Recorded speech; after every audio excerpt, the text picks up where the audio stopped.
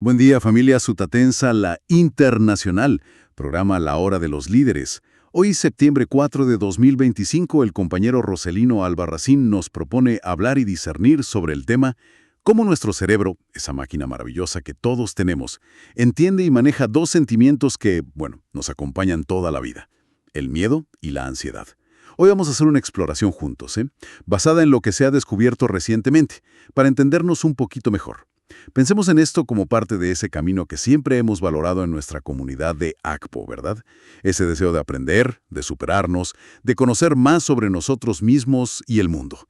Así que para empezar este viaje, la pregunta clave es: ¿son lo mismo el miedo y la ansiedad, o nuestro cerebro los vive de forma distinta?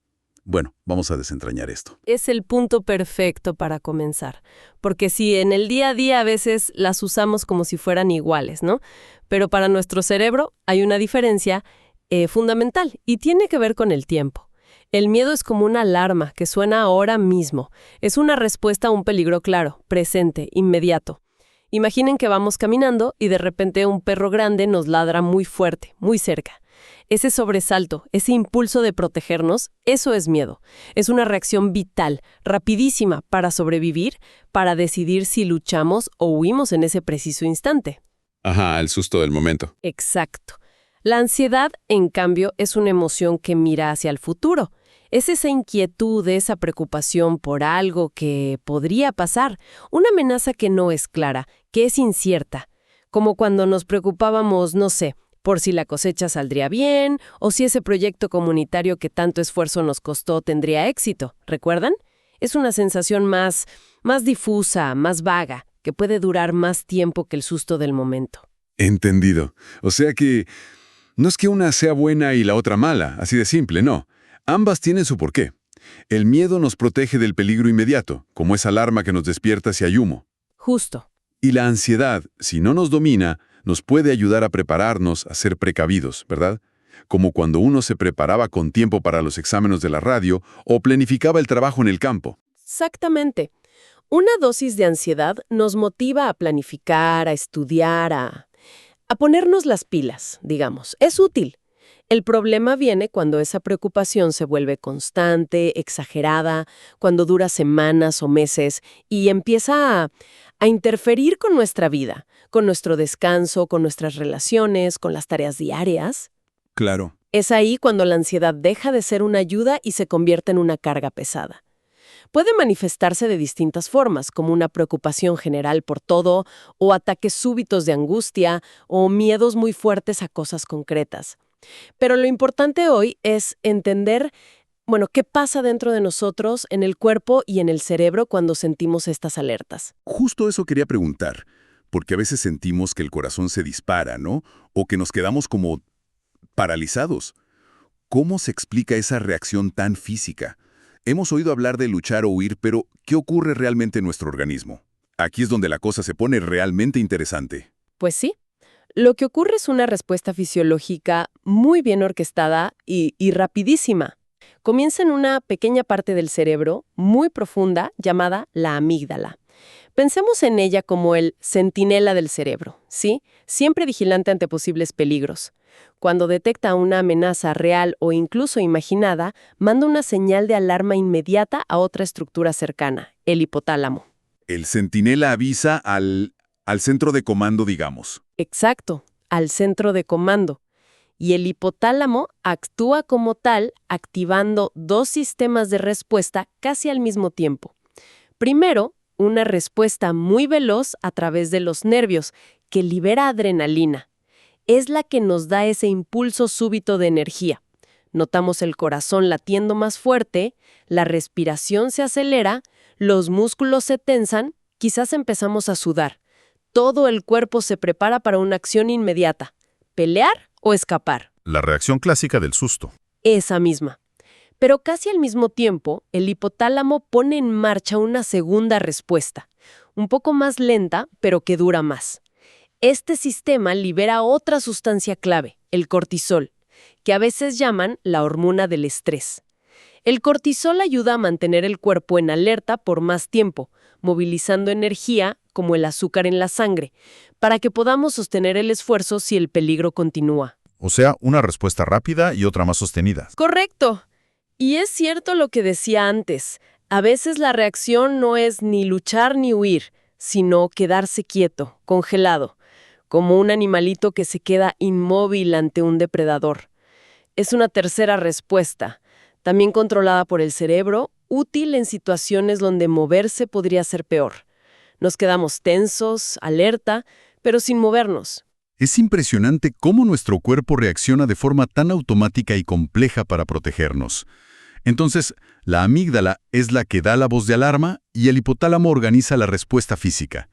Pero me imagino que hay más partes del cerebro involucradas en manejar todo esto, ¿no? Como si fueran los directores de esta orquesta interna que mencionaba. Buena imagen esa. Sí, hay otros directores muy importantes en esta orquesta. Ya nombramos a la amígdala, la centinela. Es fundamental porque aprende muy rápido a qué debemos temerle basándose en nuestras experiencias. Lo interesante es que a veces reacciona tan rápido que ni siquiera somos conscientes del peligro todavía. En la ansiedad crónica, esta alarma puede volverse demasiado sensible, como si saltara por cualquier cosita, ¿no? Ajá, se vuelve muy reactiva. Eso es. Luego está la parte más frontal de nuestro cerebro, la corteza prefrontal. Esta sería como el gerente sensato o el consejero del grupo. Es la parte que nos permite pensar con más calma, evaluar si el peligro es real, si es tan grave como parece. Nos ayuda a decir, tranquilo, ese ruido fue solo el viento. Una de sus funciones más importantes es enviar señales para calmar a la amígdala cuando ya pasó el peligro o cuando la alarma fue exagerada. El freno, entonces. Exacto, el freno. Cuando uno siente mucha ansiedad, a veces es porque este consejero no está logrando frenar a la centinela tan eficazmente. Entiendo. ¿Y qué otro director hay? Mencionó un archivador. Sí. Otro director clave es el hipocampo. Podríamos imaginarlo como el archivador de recuerdos y contextos. No solo recuerda qué pasó, sino dónde y cuándo. Nos ayuda a saber si un lugar es seguro o peligroso por lo que vivimos antes. Por ejemplo, si tuvimos una mala experiencia en un sitio, el hipocampo nos ayuda a recordar esa conexión. Si no funciona del todo bien, podemos empezar a sentir miedo en lugares que solo se parecen al lugar peligroso original, aunque sean seguros. Ah, claro, como que generaliza el miedo. Podría pasar algo así, y es importante saber que el estrés muy prolongado, con mucho cortisol dando vueltas por ahí, puede afectar al hipocampo, haciendo que funcione un poco menos bien. Puede como encogerse un poquito. Vaya. Y bueno, hay otras zonas involucradas, claro, como una que se llama el núcleo del lecho de la estría terminal, que parece más importante para esa ansiedad que dura, la preocupación por el futuro, mientras la amígdala se enfoca más en el susto del momento. Pero las principales, para entender la dinámica, son estas tres: la alarma, amígdala, el consejero, corteza prefrontal, y el archivador, hipocampo.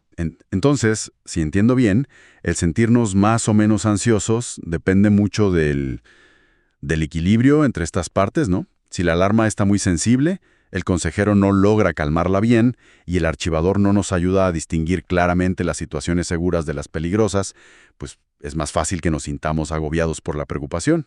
¿Así funciona más o menos? Exacto. Es una cuestión de equilibrio dinámico entre estas áreas cerebrales. La ansiedad a menudo refleja un desequilibrio. Demasiada activación en los circuitos de detección de peligro y poca activación en los circuitos de control y calma. Vale. Y para que estas partes del cerebro se comuniquen y funcionen, intervienen también sustancias químicas. Me imagino que no son solo impulsos eléctricos, sino que debe haber como mensajeros químicos circulando, ¿cierto? Precisamente.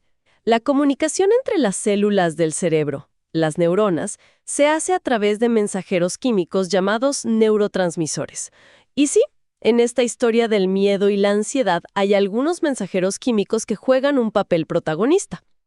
Pensemos en un juego de equilibrio fundamental, como tener un freno y un acelerador químico en el cerebro. El principal freno químico se llama GABA.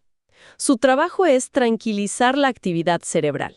Si hay poco GABA, o si los receptores para este freno no funcionan bien, el cerebro puede volverse demasiado excitable y eso está muy relacionado con sentir ansiedad.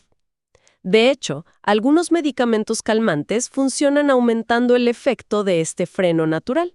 Ah, ¿potencian el freno natural? Eso es. Por otro lado, el principal acelerador químico es el glutamato.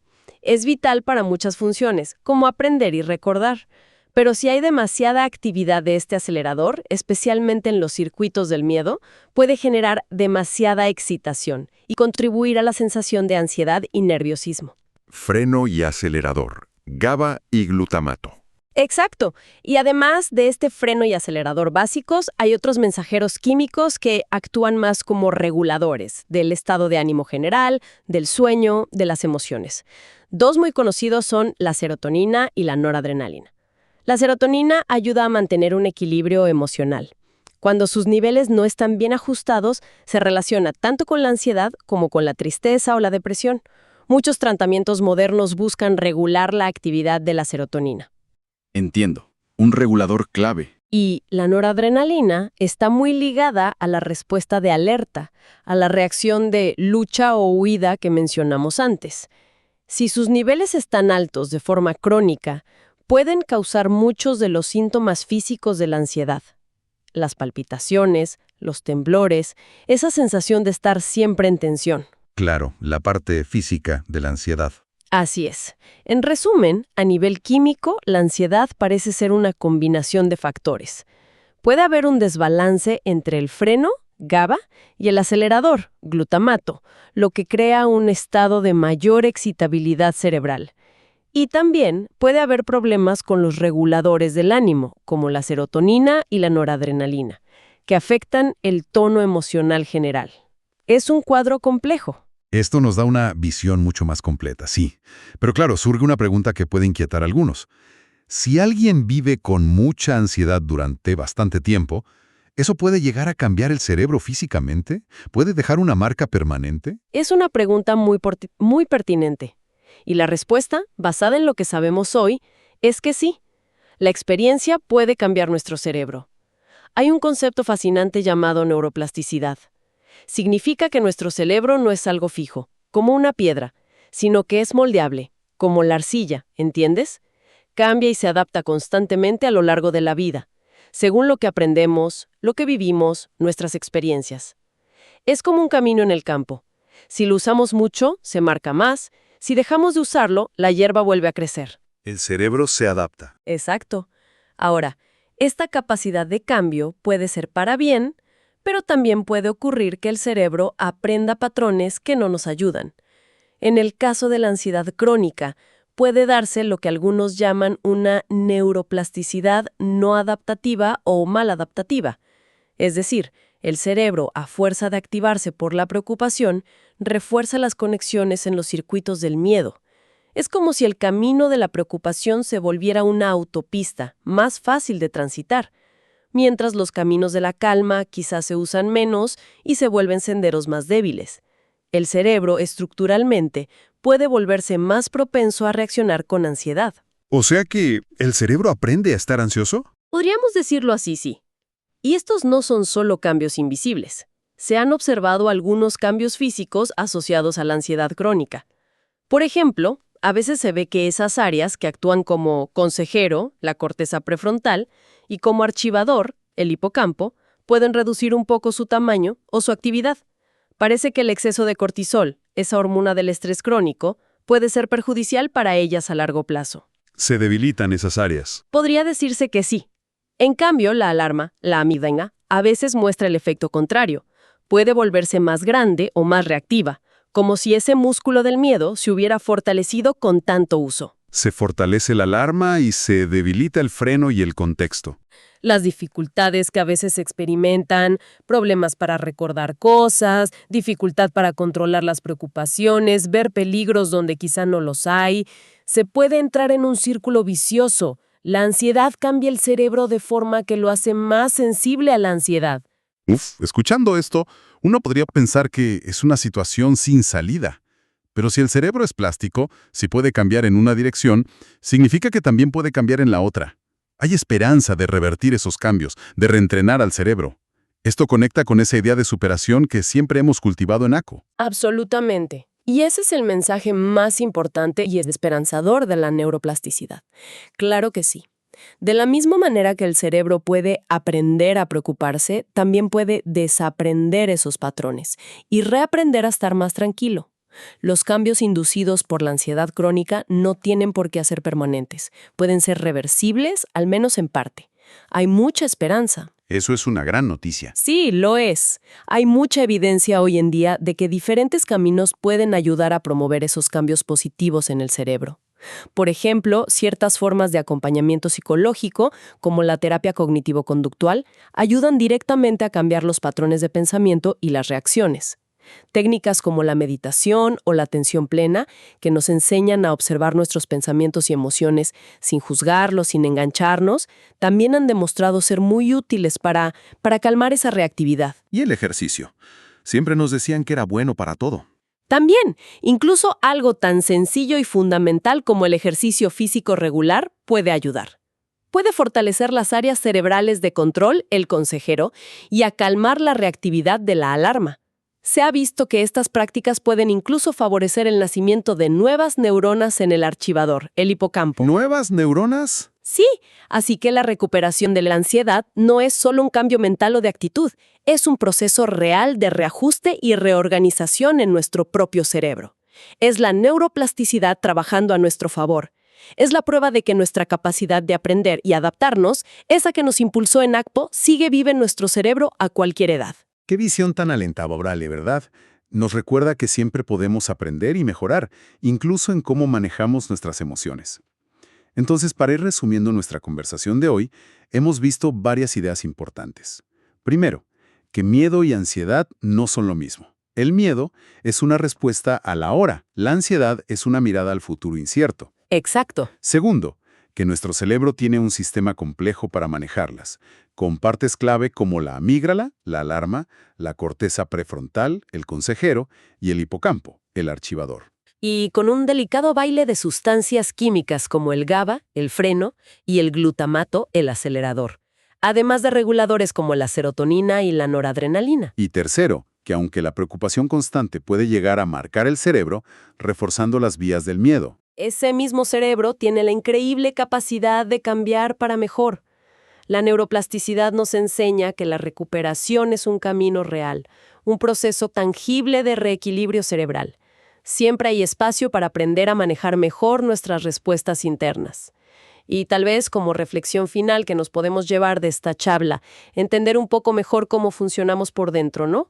Cómo se enciende y se calma nuestra propia maquinaria de la preocupación, quizás nos invita a algo muy valioso en nuestra vida diaria y en nuestra comunidad. La paciencia y la compasión. Paciencia con nosotros mismos en los momentos de inquietud y compasión con los compañeros y compañeras que puedan estar atravesando dificultades similares. ¿Cómo podríamos usar este conocimiento, este entendimiento más profundo, para seguir construyendo esa resiliencia y ese apoyo mutuo que siempre han sido pilares de nuestra familia sutatensa? Queda ahí la pregunta, ¿no? Una reflexión muy importante para cerrar, sin duda. Agradecemos profundamente a toda la familia Sutatensala Internacional por acompañarnos hoy, por su escucha atenta y su espíritu de aprendizaje en esta hora de los líderes. Nos encontramos en la próxima emisión.